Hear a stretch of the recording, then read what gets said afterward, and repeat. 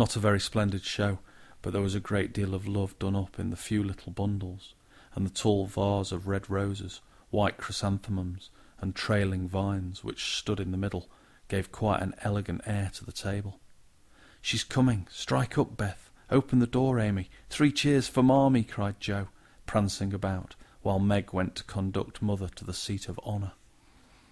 Beth played her gayest march. Amy threw open the door, and Meg enacted escort with great dignity. Mrs. March was both surprised and touched, and smiled with her eyes full as she examined her presents, and read the little notes which accompanied them. The slippers went on at once. A new handkerchief was slipped into her pocket, well scented with Amy's cologne. The rose was fastened in her bosom, and the nice gloves were pronounced a perfect fit. There was a good deal of laughing and kissing and explaining in the simple, loving fashion which makes these home festivals so pleasant at the time, so sweet to remember long afterwards, and then all fell to work. The morning charities and ceremonies took so much time that the rest of the day was devoted to preparations for the evening festivities. Not rich enough to afford any great outlay for private performances, the girls put their wits to work, and, necessity being the mother of invention, made whatever they needed. Very clever were some of their productions. Pasteboard guitars, antique lamps made of old-fashioned butter boats covered with silver paper, gorgeous robes of old cotton glittering with tin spangle from a pickle factory, and armour covered with the same useful diamond-shaped bits left in the sheets when the lids of tin preserve pots were cut out. The furniture was used to being turned topsy-turvy, and the big chamber was the scene of many innocent revels.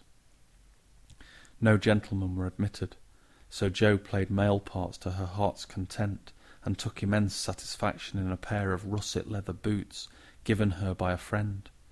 These boots, an old foil, and a slashed doublet once used by an artist for some picture, were Jo's chief treasures, and appeared on all occasions. The smallness of the company made it necessary for the 2 principal actors to take several parts apiece, and they certainly deserved some credit for the hard work they did in learning 3 or 4 different parts, whisking in and out of various costumes, and managing the stage besides. It was excellent drill for their memories, a harmless amusement, and employed many hours, which otherwise would have been idle, lonely, or spent in less profitable society.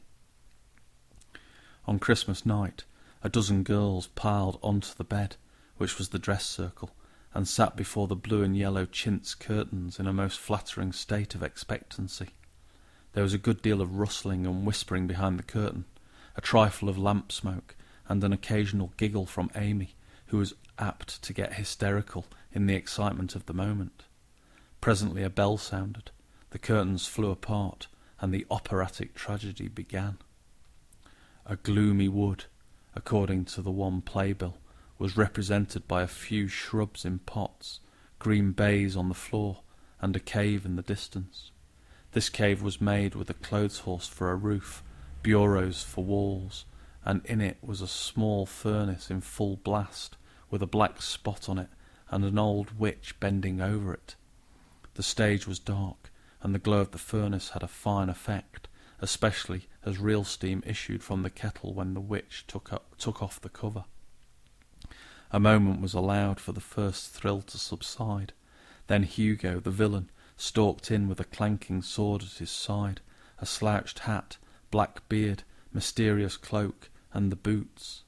After pacing to and fro in much agitation, he struck his forehead and burst out in a wild strain, singing of his hatred to Roderigo, his love for Zara, and his pleasing resolution to kill the one and win the other. The gruff tones of Hugo's voice, with an occasional shout when his feelings overcame him, were very impressive, and the audience applauded the moment he paused for breath. Bowing with the air of one accustomed to public praise, he stole to the cavern and ordered Hagar to come forth with a commanding, "What ho, minion, I need thee!" Out came Meg with grey horsehair hanging about her face, a red and black robe, a staff and cabalistic signs upon her cloak. Hugo demanded a potion to make Zara adore him and want to destroy Roderigo.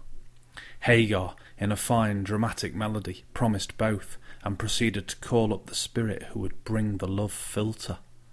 Hither, hither from my home, airy sprite, I bid thee come. Born of roses, fed on dew, charms and potions canst thou brew. Bring me here with elfin speed the fragrant philtre which I need. Make it sweet and swift and strong. Spirit, answer now my song. A soft strain of music sounded, and then at the back of the cave appeared a little figure in cloudy white, with glittering wings, golden hair, and a garland of roses on its head. Waving a wand, it sang, "Hither I come from my airy home, afar in the silver moon. Take this magic spell, and use it well, or its power will vanish soon." And, dropping a small, gilded bottle at the witch's feet, the spirit vanished. Another chant from Hagar produced another apparition, not a lovely one, for with a bang an ugly black imp appeared, and, having croaked a reply, tossed a dark bottle at Hugo, and disappeared with a mocking laugh. Having warbled his thanks and put the potions in his boots, Hugo departed, and Hagar informed the audience that, as he had killed a few of her friends in times past, she has cursed him, and intends to thwart his plans and be revenged on him. Then the curtain fell, and the audience reposed and ate candy while discussing the merits of the play. A good deal of hammering went on before the curtain rose again, but when it became evident what a masterpiece of stage carpentering had been got up, no one murmured at the delay. It was truly superb. A tower rose to the ceiling. Halfway up appeared a window with a lamp burning at it, and behind the white curtain appeared Zara in a lovely blue and silver dress waiting for Roderigo. He came in gorgeous array, with plumed cap, red cloak, chestnut love-locks, a guitar, and the boots, of course. Kneeling at the foot of the tower, he sang a serenade in melting tones. Zara replied, and after a musical dialogue consented to fly. Then came the grand effect of the play. Roderigo produced a rope ladder with 5 steps to it, threw up one end, and invited Zara to descend.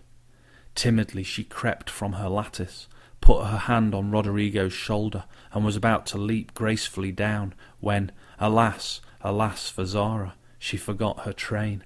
It caught in the window, the tower tottered, leant forward, fell with a crash, and buried the unhappy lovers in the ruins. A universal shriek arose as the russet boots waved wildly from the wreck, and a golden head emerged, exclaiming, "I told you so! I told you so!" With wonderful presence of mind, Dom Pedro, the cruel sire, rushed in, dragged out his daughter with a hasty aside. "Don't laugh, act as if it was all right," and, ordering Roderigo up, banished him from the kingdom with wrath and scorn. Though decidedly shaken by the fall of the tower upon him, Roderigo defied the old gentleman and refused to stir. This dauntless example fired Zara. She also defied her sire, and he ordered them both to the deepest dungeons of the castle. A stout little retainer came in with chains and led them away, looking very much frightened, and evidently forgetting the speech he ought to have made. Act 3rd was the castle hall, and here Hagar appeared, having come to free the lovers and finish Hugo. She hears him coming and hides, sees him put the potions into 2 cups of wine, and bid the timid little servant bear them to the captives in their cells, and tell them I shall come anon. The servant takes Hugo aside to tell him something, and Hagar changes the cups for 2 others which are harmless. Ferdinando, the minion, carries them away, and Hagar puts back the cup which holds the poison meant for Roderigo.